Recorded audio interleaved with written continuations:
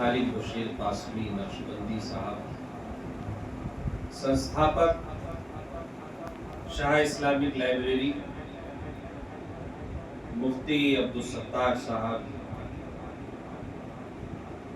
Advocate महबूब आलम साहब, master Akhtar साहब, भाई शबाब आलम, शाबान आलम भाई यहाँ पर तशरीफ फरमा है और आज एक बहुत ही अहम मुद्दे पर ख्यालात का इजहार हो रहा है जो अभी जारी है।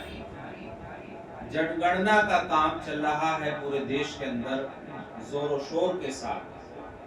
हमको पता होना चाहिए कि इसकी अहमियत क्या है, इसकी बुनियाद क्या है, इसको क्यों किया जाता है, ये हमारे लिए क्यों जरूरी है और इसको कैसे किया जाए। कोई भी काम हो उसके दो सवाल जरूर तलाशने चाहिए, क्यों और कैसे। तो जैसा कि अभी महबूब आलम एडवोकेट साहब ने आपको बताया कि जो भी सवालात मकान के ताल्लुक से, परिवार के ताल्लुक से आपसे पूछे जाएं, उनके सही जवाब दें, क्योंकि जनगणना का काम है, ये दो शब्दों से मिलकर बना है, जन और गणना। यानी जन मीन्स लोग, पीपल, अवाम, और उनकी गणना करना, काउंटिंग करना, उनको गिनना।